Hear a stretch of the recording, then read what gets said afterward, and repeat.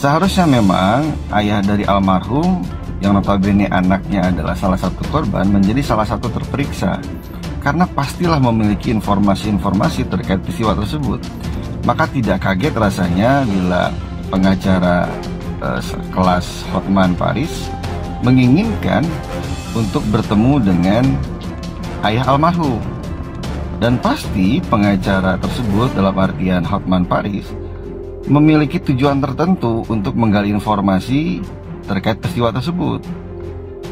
Namun entah mengapa memang tidak ada indikasi pertemuan tersebut bisa dilakukan. Ya, walaupun aku mendapatkan sedikit informasi, tapi ya intinya sih indikasinya agak sulit itu untuk terjadi, meskipun bukan hal yang mustahil, kawan. Ya, karena rasanya hampir setiap orang hanya berfokus kepada 8 terpidana meski satu sudah keluar dari kotak Pandora. Berfokus kepada ketiga DPO dan orang berfokus pula pada Linda, namun melupakan sosok ayah dari almarhum yang juga patut disoroti dan patut juga dicari informasinya. Ya, bahkan selain ayah dari almarhum yang harus juga digali informasinya, ada sosok lain yang juga mengetahui terkait peristiwa tersebut. Ya, kurang lebih ada 2-3 sosok yang juga teman dekat korban, yang juga mengenal para pelaku, bahkan mengetahui bagaimana peristiwa itu terjadi, yang patut disoroti, kawan. Ya, lalu mengapa teman korban tersebut yang kurang lebih jumlahnya 2-3 orang tersebut tidak pernah bersuara?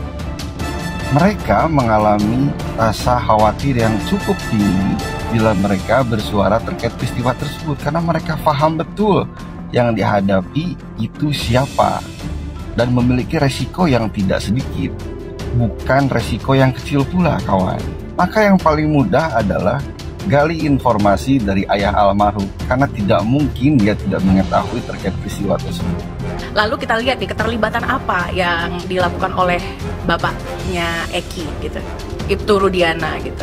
Dan bagaimana bisa terjadi ketika anaknya meninggal 2016 pada Agustus, lalu beberapa bulan kemudian beliau mendapatkan rekomendasi sepertinya ya menjadi seorang perwira, naik jabatan gitu. Itu juga harus diusut. Sebenarnya itu clue yang paling jelas sebenarnya. Ada apa di belakang itu?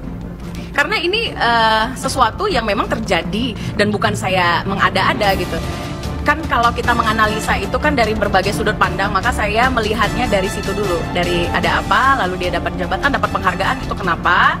Kenapa dia diam saja 8 tahun ini dan baru bersuara sekarang dan menyuruh masyarakat Indonesia untuk bungkam? Ada apa gitu. Bahkan ada baru-baru aja ada berita beberapa jam yang lalu itu katanya banyak pihak yang menginginkan untuk bapaknya Eki ini dicopot jabatannya begitu. Artinya kan tidak mungkin dari semua opini itu tercetuslah bahwasannya jabatannya harus dicopot. Ada apa?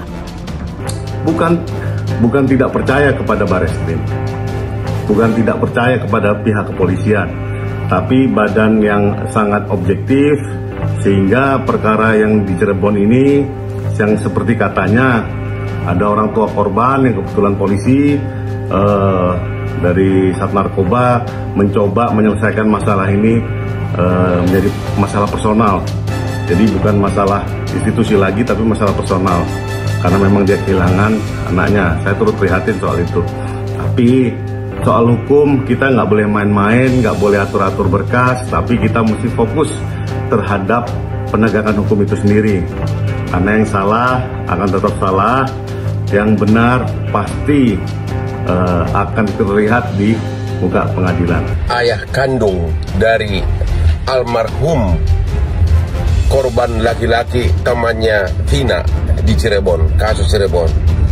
Kalau Bapak sempat, tolong agar Pak Rudi hubungi Hotman Paris atau tim Hotman 911. Kami perlu bicara dan diskusi soal kasus ini. Pak Rudi yang masih menjabat sebagai polisi, ayah kandung dari almarhum laki korban pembunuhan bersama-sama dengan Vina di Cirebon. Kalau ada yang tahu nomor WA-nya atau nomor IG-nya, mohon segera dikasih tahu ke Hotman atau ke tim Hotman 911, karena perlu diskusi kami sebagai kuasa hukum dari Vina. Sahabat Vina Cirebon Linda yang sempat kerasukan arwah korban akhirnya muncul memberikan pengakuan yang mengejutkan. Pengakuan Linda viral setelah buronan pelaku Vina Cirebon selama 8 tahun yakni Peggy Setiawan alias Peron ditangkap pada Selasa 21 Mei 2024. Peggy sendiri ditangkap ketika menjadi kuli bangunan di Bandung, Jawa Barat. Rumah nenek Peggy di Cirebon pun sudah digeledah pihak kepolisian. Penggeledahan dilakukan selama 3 jam. Polisi kemudian membawa sejumlah barang bukti dari rumah tersebut. Namun belum dirinci barang bukti apa saja yang diamankan oleh polisi. Di sisi lain, viral pengakuan Linda sahabat Vina yang sempat kerasukan. Jagoan. Linda juga menyinggung soal pelaku yang menjadi buron atau DPO sejak 2016 itu. Keberadaan Linda ini juga sempat disinggung oleh Marliana, kakak kandung Vina. Menurut Marliana, dirinya juga mencari di mana keberadaan Linda.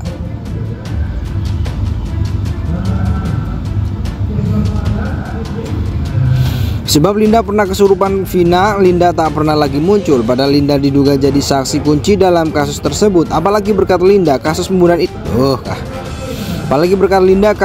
ini akhirnya terungkap. Linda juga diduga tahu soal sosok Egy, mengingat Linda adalah sahabat Vina. Cukup anjil. Bahkan banyak spekulasi yang mengatakan kalau Linda diduga terlibat dalam kasus Vina Cirebon. Hal itu juga dipertanyakan oleh kakak kandung Vina. Tanda tanya ada, kecewa pun ada, mungkin Marliana. Keluarga Vina pun mengaku sudah mencari keberadaan Linda namun tidak membuahkan hasil. Cuma tetap sih gak bisa ditemuin, kita juga udah berusaha, ungkapnya. Bahkan saat Marliana mencoba menghubungi keluarga Linda, tidak pernah mendapat respon, padahal kakak Linda diketahui merupakan teman Marliana.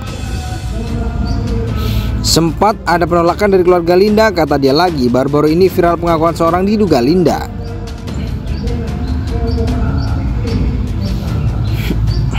Rupanya Linda itu bukan nama asli, dimana diduga nama aslinya adalah Dinda. Pada pengakuannya itu, Linda mengaku hubungannya dengan Vina hanya sebatas teman biasa. Maaf ya, bukan sahabat, lebih tepatnya hanya sekedar teman ya, maaf, kata wanita itu. Linda pun membenarkan kalau dirinya memang sengaja mengasingkan diri sejak kejadian itu. Bahkan saat ini Linda pun tidak pernah mau membocorkan di mana keberadaannya. Rupanya Dinda dipaksa tutup mulut dan sudah melakukan perjanjian. Maaf ya kak, untuk saat ini saya tidak bisa kasih tahu keberadaan saya ke siapapun karena udah perjanjian sama pihak. Saat dirinya ditanya soal sosok Egy, Linda sendiri mengaku tidak kenal dengan pelaku. Sebab menurut Linda semasa hidupnya almarhum belum